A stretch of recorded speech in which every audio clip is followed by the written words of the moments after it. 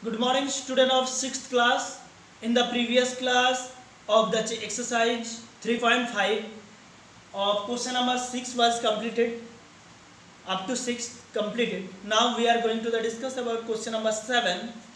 Of question number 7, the product of three consecutive numbers is always divisible by 6. Okay, ये क्या करना है, बाकी भी क्वेश्चन में है कुछ. देखो क्वेश्चन में और भी है जिसमें लिखा हुआ है verify this statement with the help of some example. तो ये जो क्वेश्चन आपके पास है, ये क्वेश्चन का आपको वेरीफाई करके दिखाना है. ओके, सो स्टूडेंट, आप हमने ये जो स्टेटमेंट है इसको हम प्रूव करेंगे कैसे, एग्जाम्पल देके. Okay, so student let's start. Three consecutive numbers, consecutive मतलब पास पास में जो है, जैसे 2 3 4 4 5 6 6 7 8 8 9 10. ओके, जैसे देखो बहुत ही आपको इजीली एग्जांपल देके बता रहा हूं. देखो सपोज 1 2 3 4 5 6 7 8 9 10 तक है. तो थ्री कंसेक्यूटिव नंबर क्या क्या होता है, ये 3 होता है, वापस ये 3 होता है, वापस ये 3 होता है, वापस ये 3 होता है, ये 3 होता है, आफ्टर ये 3 ये भी होता है, एंड 8 9 10. मतलब ये 1 2 3 1 2 3 2 3 4 4 3 4 5 ओके 4 5 6 ऐसे कंसेक्यूटिव नंबर्स मीन्स कोई भी नंबर हो जो पास पास में है. ओके, कोई भी नंबर. तो question according to the question क्या बोला, the product of three consecutive numbers. तो कोई भी थ्री कंसेक्यूटिव नंबर की प्रोडक्ट फाइंड करो. So students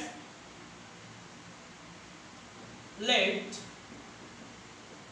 three consecutive numbers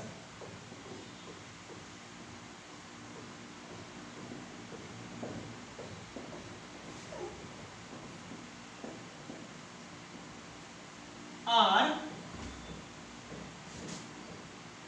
2 3 4. Okay, ये थ्री कॉन्सिक्यूटिव नंबर हमने ले लिया इधर से. जहां हमको क्या करना है, therefore the product of the three consecutive number, the product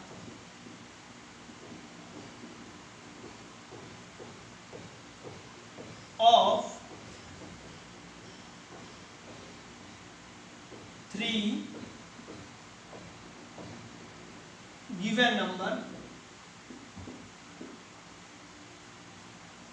is equal to 2 into 3 into 4 is equals to 2 3 जा क्या होता है 6 6 4 जा 24. ओके, नाउ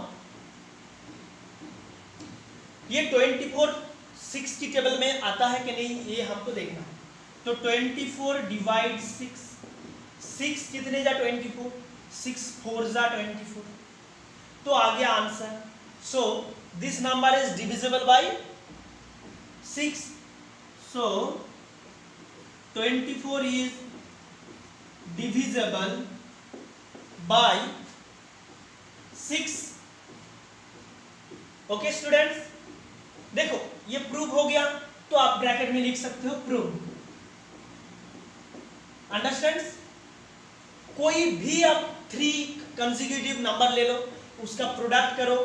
प्रोडक्ट करने के बाद में आपको क्या मिलेगा, उसी प्रोडक्ट 6 से डिविजिबल हो जाएगा. ये always varies on any numbers for three consecutive. Okay, so students another example देता हूं आपको. देखो आप कैसे क्या करोगे, ये करने के बाद में एंड लिखना है इधर एंड. ओके, एंड लिखने के बाद में देखो मैं क्या कर रहा हूं, जस्ट इधर ही दिखा देता हूं, लेकिन आपको क्या लिखना है एंड. कहां पर, इधर. सेकेंड स्टेप जब ओके स्टूडेंट्स देखो अभी क्या करना है, अभी हमको डिफरेंट नंबर लेके वापस प्रूव करना है, ये वेरी करता है कि नहीं करता है। जैसे हमने 2, 3 एंड 4 लिया, अभी क्या ले रहा हूँ 4, 5, 6 ले रहा हूँ। 3 consecutive number are 4, 5, 6. Okay, product of this number 3 numbers 4 and 5 into 6, 4 5 is 20, 26 is 120. Okay, so student 120, अभी हम देखेंगे 126 से डिविजिबल है कि नहीं। साइड में कर लो ऐसे डिवाइड, 6 2 जा 12, सॉरी 6 2 जा 12, माइनस करो 0, 6 0 जा 0। ओके, तो ये आ गया 20, तो डिवाइड गया। So student 120 is divisible by 6, this is proof. Understand? ऐसे आपको प्रूव करके दिखाना है इस स्टेटमेंट को जो क्वेश्चन नंबर 7 में है। Understand? Okay, now we are discussing about question number 8. In the question number 8, the sum of two consecutive odd number is always divisible by 4. Okay students, इसमें क्या है, consecutive होना चाहिए एंड odd number होना चाहिए, और sum मतलब तो आपको पता ही है। तो स्टूडेंट ये शॉर्ट में आप बता देते हैं। जैसे देखो क्या करना है, फर्स्ट आपको कोई भी दो ऑड नंबर लेना है जो पास में है। जैसे 3 एक ऑड नंबर है, 3 and 5, 3 के बाद में 4 जो इवन नंबर है तो नहीं लेना है। बाद में जो है 5, जैसे आपको थोड़ा बता देता हूँ, 3 4 5 6 7 8, जैसे कंसेक्यूटिव ऑड नंबर तो आपको क्या लेना है, ये दो नंबर लेना है। वापस ऑड नंबर ये आ गया, ये भी ले सकते हो, ये दो ले सकते हो। उसके बाद 9 आ गया, ये दोनों ले सकते हो, ऐसा।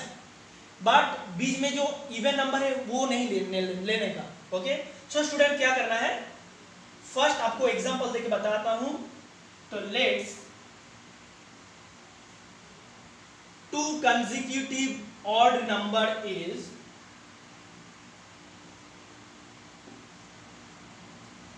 2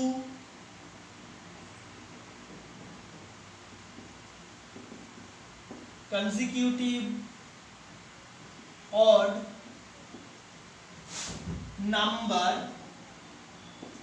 is, sorry, consecutive odd number are, suppose इधर से कोई भी एक नंबर ले लो, कोई भी दो नंबर ले लो जो ऑड है एंड कंसेक्यूटिव है। Suppose 5 and 7। Okay students, sum of, therefore just ऐसे लिख दो सम। तो 5 and 7 का सम क्या होता है, 12। नाउ 12 डिवाइड 4 की टेबल बोलो, 4 3 जा 12, तो आ गया 3। So 12 is divisible by 4। So student आपको प्रूफ हो गया। ये एक एग्जांपल देके आपको बताना है कि ये वेरी कर रहा है कि नहीं कर रहा है। इसके बाद में आप दूसरे भी लेके इसका, जैसे 7 और 9 ले लो, ये 4 से डिविजिबल होता है कि नहीं, इसका आंसर सम, तो ये भी आप कर सकते हो खुद की तरह, लेकिन रूल तो सेम टू सेम होना चाहिए। Understand student? तो आपको बिल्कुल सेम टू सेम ऐसे करना है, और ये कॉन्सेप्ट बिल्कुल सही है, तो आपको ऐसे करना है। ओके, तो स्टूडेंट आज 7 and 8 क्वेश्चन मैंने डिस्कस कर दिया, आपको ये समझ के अच्छी तरीके से करना है। Now students, now we are going to the discuss about question number 9। In the question number 9, in which of the following expression prime factorization has been done? Okay, ये 4 एक्सप्रेशन है। इस 4 एक्सप्रेशन में प्राइम फैक्टराइजेशन एक्सप्रेशन कौन सी है जिसमें prime factorization has been done? Okay, so student we have to find out the prime factorization, where is prime factorization are done. सो 24 is 2 into 3 into 4। So students, ये find करने के लिए आपको जो एक्सप्रेशन दिया हुआ है, इस एक्सप्रेशन के अंदर ऑल आर प्राइम और कंपोजिट, ये पहले फाइंड करना है। ओके, तो फर्स्ट नंबर हम करते हैं, फर्स्ट ए नंबर, ये 2 into 3 into 4, 2 are prime, 2 is prime, 3 is prime and 4 is not a prime numbers. So student, this is not the prime factorization which has been done by this expression. Okay, so ये आपका prime factorisation नहीं है. Next हम देखते हैं 56. तो student 56 में 7 into 2 into 2 into 2 all are prime numbers. So this is the prime factorization. In this expression the prime factorization has been done. So इसको टिक कर दो. एंड साइड में भी लिख सकते हो prime factorization has been done, ऐसे ब्रैकेट में prime factorization has been done. Next c 70 equal to 2 into 5 into 7, जहां पर 2 इंटू 5 इंटू 7 है, 2 is prime, 5 is prime and 7 also prime numbers.